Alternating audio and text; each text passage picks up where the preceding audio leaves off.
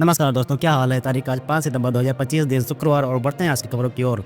और हाँ, वीडियो के अंत में जो सवाल पूछे गए हैं उसका जवाब कमेंट में बताकर जरूर जाएं। तो बढ़ते हैं आज की पहली खबर में।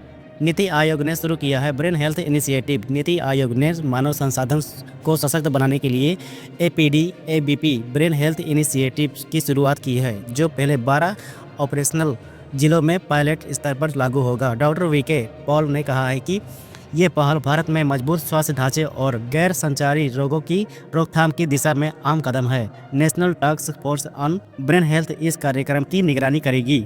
चलिए बढ़ते हैं अगली खबर की ओर। मध्य प्रदेश में मुख्यमंत्री मोहन यादव ने रिवाइल्डिंग पहल की शुरुआत की है, जिसका मकसद है लुप्त और संकटग्रस्त प्रजातियों को उनके प्राकृतिक आवास में फिर से बसाना।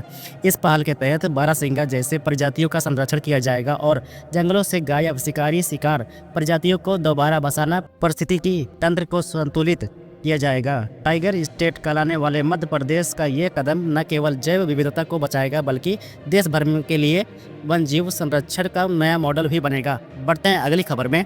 WMO का कहना है कि ला लीना लौटने के बावजूद सितंबर में तापमान सामान्य से ज़्यादा रहेगा। सितंबर-नवंबर में इसके 55% और अक्टूबर-दिसंबर में 60% तक संभावना है, लेकिन क्लाइमेट चेंज की वजह से दुनिया का तापमान औसत से ऊपर ही बना रहेगा। बढ़ते हैं अगली खबर में। भारत में 432 हिम नदी झीलें तेजी से फैल रही हैं और केंद्रीय जल आयोग की रिपोर्ट के अनुसार इनमें अचानक बाढ़ का खतरा बढ़ गया है। जून 2025 तक झीलों का क्षेत्र 30% बढ़कर 2508 हेक्टेयर हो गया है, जिसमें अरुणाचल प्रदेश की 197 झीलें सबसे आगे हैं। हालांकि भारी बारिश और भूस्खलन से हिमाचल, उत्तराखंड और कटरा में कई जाने गई। रिपोर्ट में रियल टाइम निगरानी, उपग्रह अलर्ट और पड़ोसी देशों नेपाल, भूटान, चीन के साथ सहयोग की सिफारिश की गई है। बढ़ते हैं अगली खबर में। सरकार ने वन संरक्षण एवं संवर्धन नियम 2023 में बदलाव किए हैं। अब सड़क, रेल और बिजली जैसी रणनीतिक परियोजनाओं को अंतिम मंजूरी से पहले भी शुरुआत काम की छूट मिलेगी। स्टेज 1 मंजूरी की वैधता 2 साल से बढ़ाकर 5 साल कर दी गई है। साथ ही अगर वन भूमि का उपयोग होगा तो उसके 3 गुना क्षेत्रफल पर वनीकरण करना अनिवार्य होगा। खनन, लीज, नवीकरण पर भी वनीकरण जरूरी होगा, जबकि भूमिगत खनन को छूट दी गई है। उल्लंघन पर अब अधिकारी सीधे अदालत में शिकायत दर्ज कर सकेंगे। बढ़ते अगली खबर में। भारत जर्मनी में सहयोग की अपार संभावनाएं। भारत दौरे पर आए जर्मन विदेश मंत्री जोहन डेविड वेटपुल ने नई दिल्ली में विदेश मंत्री जयशंकर से मुलाकात की। दोनों देश ने बढ़ोतरी, बहुस्तरीय सहयोग और मुक्त व्यापार समझौते पर चर्चा की। जयशंकर ने भारत जर्मनी के 25 साल की रणनीतिक साझेदारी और 50 साल के वैज्ञानिक सहयोग का जिक्र किया। वेटपुल ने बेंगलुरु में इसरो का दौरा किया और कहा कि छात्रों में जर्मनी भाषा की बढ़ोतरी, रुचि और आर्थिक सांस्कृतिक सहयोग से अपार संभावनाएं हैं। उन्होंने भरोसा दिलाया कि जर्मनी भारत के साथ मुक्त व्यापार समझौते पर पूरा सहयोग करेगा। बढ़ते अगली खबर में। GST काउंसिल की 56वीं बैठक में बड़ा फैसला, सिर्फ 5% और 18% स्लैब रेट। GST काउंसिल ने 12% और 28% स्लैब रेट हटाकर केवल 5% और 18% स्लैब को मंजूरी दी है। ये बदलाव त्योहारी सीजन से पहले लागू होने की संभावनाएं हैं। इससे AC, TV, फ्रिज और वॉशिंग मशीन जैसी चीजें सस्ती हो सकती हैं। हेल्थ इंश्योरेंस और जीवन रक्षक दवाओं पर टैक्स कम करने की भी संभावना है। साथ ही MSME रजिस्ट्रेशन प्रक्रिया को 3 दिनों में पूरा करने का पहल पर भी चर्चा हुई है। अगली खबर में। मोदी सरकार ने केंद्रीय योजनाओं का नया ड्राफ्ट तैयार किया है। अब योजनाएं स्थानीय कौशल मांग के आधार पर बनाई जाएंगी। मंत्रालय ने जिलेवार अध्ययन कर स्किल गैप की पहचान की है। इसका उद्देश्य रोजगार बढ़ाना और उद्योग को कुशल श्रम उपलब्ध कराना है। योजना में make in India, digital India और हरित भारत मिशन जैसे मिशन जुड़ेंगे। बढ़ते हैं अगली खबर में।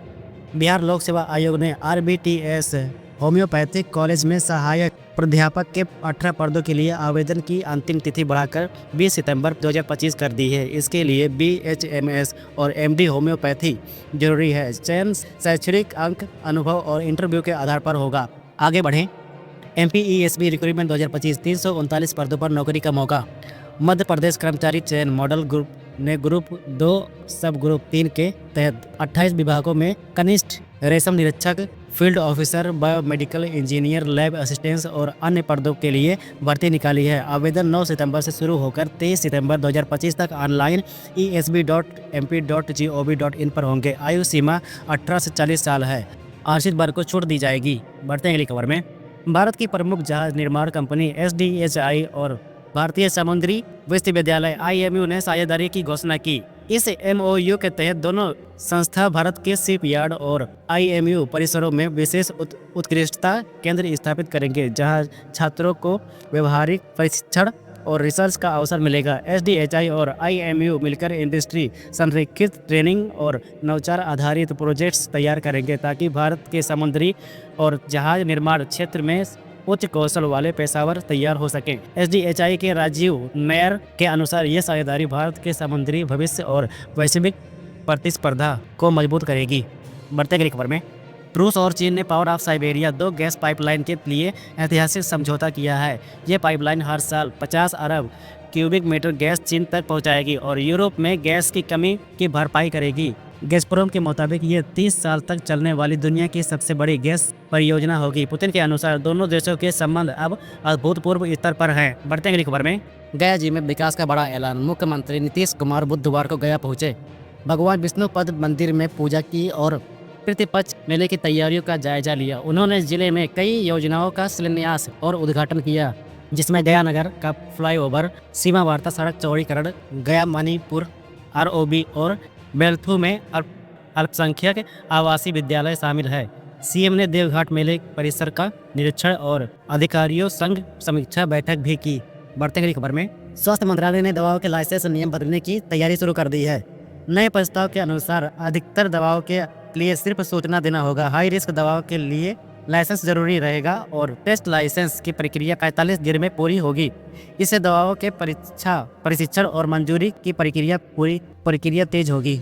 बढ़ते अगली खबर में, मध्य प्रदेश धार में बनेगा देश का सबसे बड़ा PM मित्र पार्क। मुख्यमंत्री डॉक्टर मोहन यादव ने बताया कि ये पार्क आधुनिक सुविधाओं और बेहतर कानून व्यवस्था के साथ तैयार होगा। 2000 करोड़ की योजनाओं में सड़क, बिजली, पानी और इंडस्ट्रियल हाउसिंग जैसे सुविधाएं शामिल हैं। 52 लाख प्रति एकड़ दर से जमीन उपलब्ध होगी और 12 मेगावाट सोलर पावर स्टेशन भी बनेगा। बढ़ते अगली खबर में, छत्तीसगढ़ में मोबाइल ऐप बचाएगा हाथियों से लोगों की जान। NIT रायपुर ने एक ऐप और ऑटोमेटेड सिस्टम बनाया है जो हाथियों को ट्रैक करेगा और गांव के पास आने पर तुरंत अलर्ट देगा। इससे ग्रामीण समय रहते तैयारी कर सकेंगे और इंसान और हाथी दोनों सुरक्षित रहेंगे। आगे बढ़े, अब दिल्ली के निर्माण और विकास प्रोजेक्ट्स तेज होंगे। पहले केंद्र के इंजीनियर काम करते थे जो बीच में लौट जाते थे। अब दिल्ली सरकार अपने इंजीनियर विभाग बनाएगी और ये भी इंजीनियर सिर्फ दिल्ली के लिए काम करेंगे। इससे स्कूल, अस्पताल और अन्य बड़े प्रोजेक्ट्स जल्द पूरे होंगे। आगे बढ़ें, भारत आज दुनिया के बड़े मसाले एक्सपोर्टर्स के रूप में उभर रहा है। 60 से ज़्यादा मसाले 200 से अधिक देशों में निर्यात हो रहे हैं, जिससे $4.45 अरब डॉलर का व्यापार हो रहा है। वो पैक इंडिया एक्सपो के किसानों और उद्योग के विशेषज्ञ शामिल हुए। भारत का ऑर्गेनिक फूड मार्केट 2014 में $1917 मिलियन तक पहुंच चुका है और 2033 तक $10,807 मिलियन तक बढ़ने का अनुमान है। आगे बढ़े, राष्ट्रीय जैविक एवं प्राकृतिक खेती केंद्र ने नेचुरल सर्टिफिकेशन योजना शुरू किया है। इसके तहत किसान पंजीकरण के 6 महीने बाद प्रमाण पत्र पाएंगे और अपनी उपज को प्राकृतिक टैग के साथ बाजार में बेच सकेंगे।